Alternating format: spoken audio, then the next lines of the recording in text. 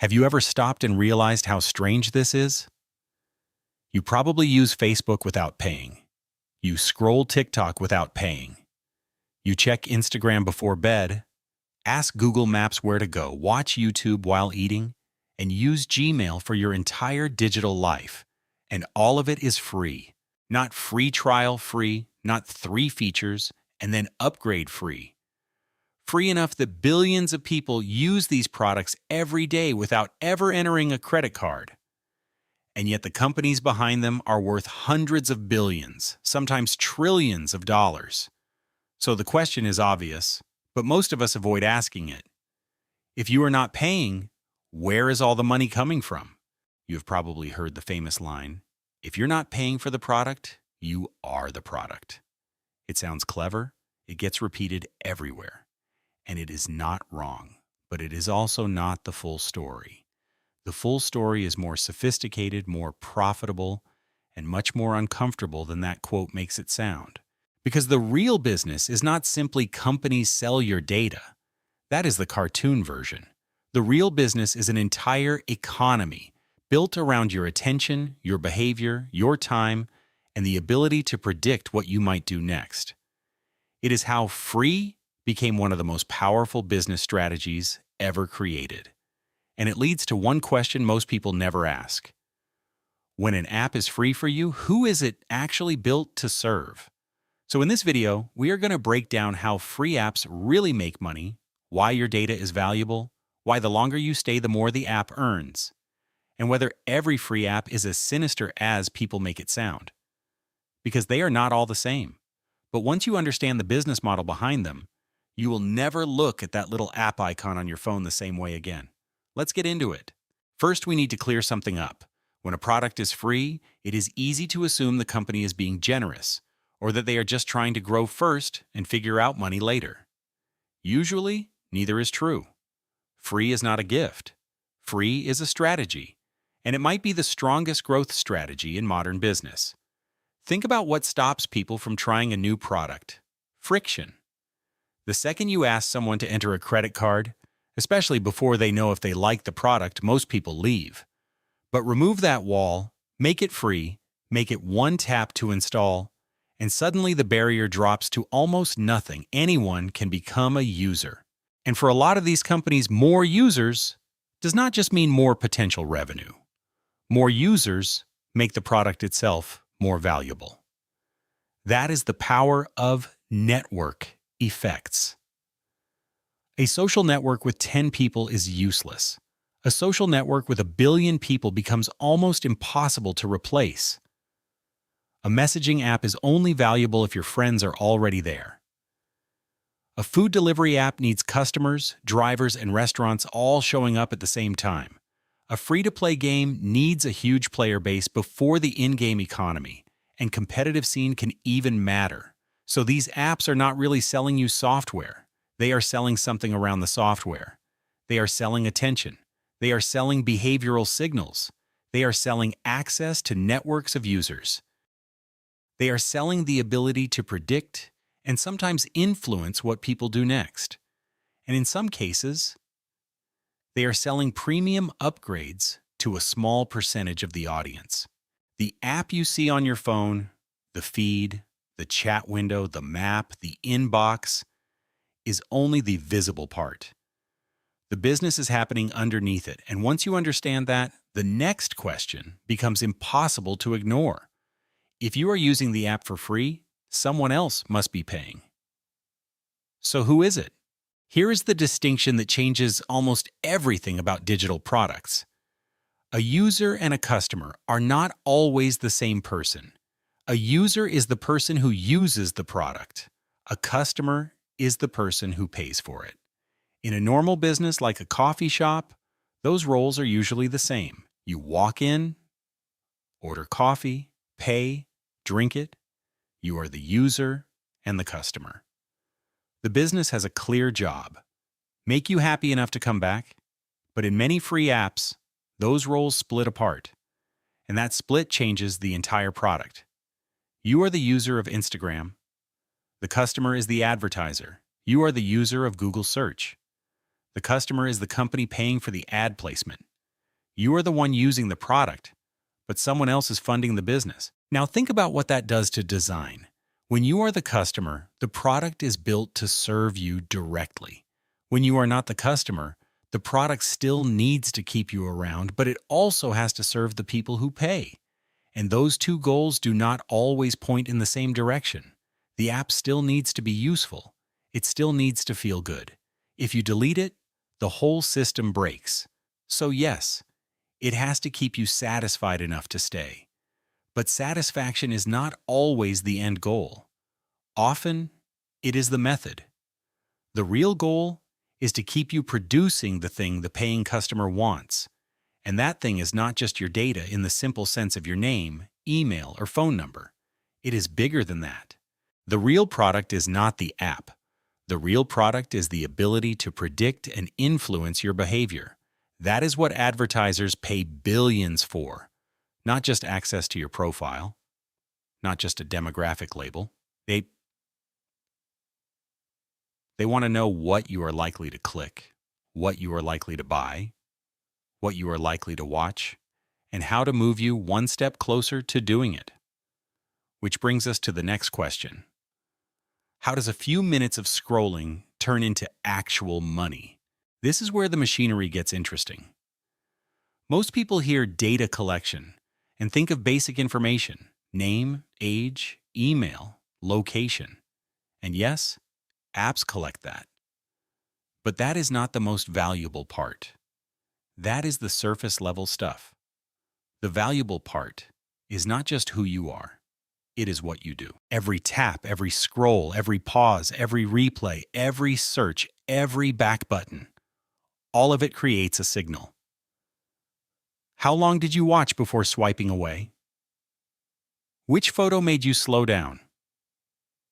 Which post did you stare at even though you never liked or commented? What did you type into the search bar and then delete? What did you add to your cart and abandon? Apps care about a few main buckets of information. There is basic identity data, age, location, language, device. There is behavioral data, everything you do inside the app. There is preference data, what holds your attention, who you follow, what topics keep pulling you back. And then there is purchase intent data, which is the gold mine. What you searched for, saved, compared, nearly bought, or almost bought. One signal by itself does not mean much. Watching one 12-second cooking video tells a company very little. But combine thousands of signals across millions of people, and patterns start to appear. The system can group you with people who behave like you. It can predict what you might engage with before you consciously know it. It can guess that you may be ready to buy a new phone, book a trip, change jobs, start exercising, or move into with apartments. Not because you announced it, but because your behavior started looking like people who did. And this is the part most people miss. Advertisers are not really buying ad space. They are buying probability. They are buying the probability that you will click, the probability that you will buy, the probability that after seeing the right message enough times, your behavior will shift in the direction they want. That is why these platforms are so valuable. Billboards can show ads. Television can show ads. Magazines can show ads. But free apps can show the right ad to the right person at the moment they are most likely to act, and then measure what happened afterward. So when you open an app and tap around for a few minutes, you are not just consuming content. You are producing raw material. You are generating signals. You are making the prediction engine smarter. And that leads to the uncomfortable part. If your behavior fuels the business, what happens when the app gets extremely good at collecting more of it? This is where the conversation usually gets too shallow. A lot of people stop at, apps know what you like. Creepy, right? But that is not the most important part. The deeper issue is not that the app knows what you like. It is that the app can test thousands of ways to make you do something. Once a system collects enough behavioral data, it does not just describe you. It starts shaping you. The algorithm is not simply a mirror reflecting your preferences. It is a feedback loop. It learns what keeps you watching, It learns what brings you back. It learns which tiny changes make you stay a little longer, click a little more, scroll a little further. At that point, we are no longer just talking about ads. We are talking about the design of behavior. And once you see that layer, it becomes very hard to unsee. Welcome to the attention economy. In this economy, the scarce resource is not oil, gold, or even data by itself. It is attention. Your attention. There are only so many waking hours in a day, and every app on your phone is competing for a piece of them. The logic is simple. A free app makes more money when you open it more often. It makes more money when you stay longer. It makes more money when you interact more. Likes, comments, shares, saves, follows. And it makes more money when you generate more signals the system can learn from. So if you were building a product where revenue increases with time spent inside the app, what would you build? You would build infinite scroll with no bottom and no natural stopping point. You would build autoplay, so the next video starts before you decide whether to leave. You would build push notifications, little interruptions designed to pull you back when you were not even thinking about the app. You would build streaks, so missing one day feels like losing something. You would build personalized feeds that get more compelling the more you use them. You would build likes, comments, and share counts. Small social rewards that train people to return. And underneath it all, you would build variable rewards. Sometimes you scroll and find nothing. Sometimes you scroll and find something amazing. You never know what comes next. And that uncertainty is exactly what makes the loop powerful. And this is important. It does not require a conspiracy. There does not need to be some evil mastermind planning your distraction. The more unsettling answer is simpler. Incentives are enough. If a company earns more when users spend more time in the app, then over time, through A/B tests, product updates, design choices, and thousands of small optimizations, the product will move toward keeping people there longer. No one has to announce, "Let's manipulate users." The system only has to reward the metrics that point in that direction, and you can feel the result. You open an app to check one thing. 40 minutes later, you are still scrolling, and you barely remember why you opened it in the first place. That is not always weak willpower. Often, that is the product working exactly as designed. Your time is not being captured by accident. Your time is part of the business. And the better an app gets at extracting it, the more valuable the company becomes. Now, before we go further, I want to push back on the simplest version of this argument, including parts of what I have just said. Because if the conclusion is every free app is an attention vampire farming your data, that is too easy. The free app world is more diverse than that. Not every model works the same way, and the difference matters. One model is freemium. The free version is real, but limited. You get the basic features, you build the habit. And if you want more storage, advanced tools, fewer limits, or a better experience, you upgrade. This is common in productivity tools, cloud storage, AI tools, and music streaming. The free product is partly a product and partly a long-term path toward paid users. Another model is in-app purchases, especially in mobile gaming. Most players never spend money, but they still make the game feel alive.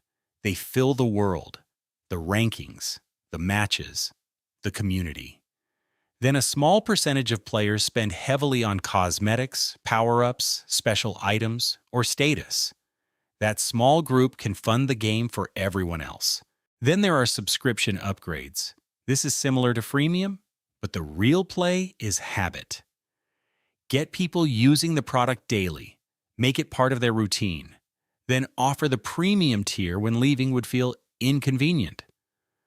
A lot of streaming platforms and creator tools work this way. There is also marketplace commission. The app may be free to download and use, but the company takes a cut of every transaction. Ride-sharing, food delivery, hotel booking, freelance marketplaces, the app creates the connection, and the fee is hidden inside the transaction. And then there is the ecosystem play. A company offers a free product that might not be the main profit center, but it strengthens the larger machine. Free maps, free email, free browsers, free operating systems. Each one is a doorway. Each one builds habits, collects signals, and pulls you deeper into a wider ecosystem where the real money lives. So no, not every free app is selling your soul. Some are clever business models that genuinely benefit users. Some are reasonable exchanges where you pay nothing directly because the value comes from somewhere else. But all of them have to answer one question. And this is the most important question in the whole video. Whose interest is this product really optimizing for? In the early days of most successful free apps, the answer is usually simple. The product has to optimize for you. It has no users yet, no leverage, no massive ad inventory, no marketplace dominance. It has to create real value because otherwise nobody shows up. That is when these apps feel magical. Facebook is just a way to connect with people you know. YouTube is just a place to find funny or useful videos. Instagram is just sharing photos with friends. The product feels clean because growth depends on delight. But once an app reaches scale, the math changes. Now there are investors, boards, quarterly reports, revenue targets, and pressure to grow every year. And when the user base is already enormous, the easiest way to grow is not always finding more users. It is extracting more from each existing user. More time, more attention, more data, more engagement. That is when the cracks become visible. That is when your interests and the app's interests stop pointing in the same direction. You want to save time. The app wants you to spend more time. You want high-quality information. The app wants whatever keeps you scrolling. You want privacy. The app wants more data because more data improves targeting, and better targeting increases revenue. You want control over your attention. The app wants to optimize your behavior toward whatever improves its metrics. These are not minor tensions. They are structural conflicts. And the bigger the platform becomes, the harder it is to serve both sides equally. So here's the core of it. The problem is not that the app is free. The problem is what can happen when the business model quietly turns the product into something that serves the people paying more than the people using. And to be fair, there is a real upside here. Free apps have democratized technology in a massive way. A kid in a small village can learn from the same lectures as someone in a wealthy country. A small business can reach customers without a huge marketing budget. Tools that used to cost thousands of dollars now live in everyone's pocket. That is not a small thing. That is incredible. But the cost did not disappear. It moved. From money to data. From dollars to attention. From a visible price tag to an invisible, ongoing exchange. You are paying. You just do not always see the bill. So what do you actually do with this? I'm not going to tell you to delete every app and live in a cabin. That is not realistic, and it is not the point. The goal is not to fear technology. The goal is to see the trade clearly. Start with notifications. Turn off every push notification that does not come from a real person or something truly urgent. Most app notifications are not there to help you. They are there to bring you back when you had already left. Set time limits, even loose ones. You do not need to become extreme about it. Just seeing how much time you spend can change your behavior. Audit app permissions every few months. Ask simple questions. Does this game need my location? Does this random utility app need my contacts? Does this app need access to my camera all the time? Often the answer is no. If you genuinely love an app and use it every day, consider paying for the premium version if one exists. Sometimes paying with money is the cleanest way to make yourself the customer again. The relationship becomes clearer. Be careful with the word personalized. Personalized does not always mean better for you. Sometimes it just means better at keeping you engaged. Delete apps that do not serve a real purpose in your life. Be honest about this. If an app does not earn the attention it takes, it does not need to stay. And maybe the most useful habit is this. When you catch yourself opening an app automatically, pause for 1 second and ask, am I using this app right now, or is this app using me? That question will not solve everything, but it will make the trade visible. And that is where control starts. So let's bring this back to the beginning. Free apps are not really free. You may not pay with money, but you pay with something: time, data, attention, behavior, habits, and small daily choices that eventually shape how you spend your life. That is not automatically evil. It is a trade. And we make trades every day. The real question is whether you understand the trade clearly enough to decide if it is worth it. That is the point of this video.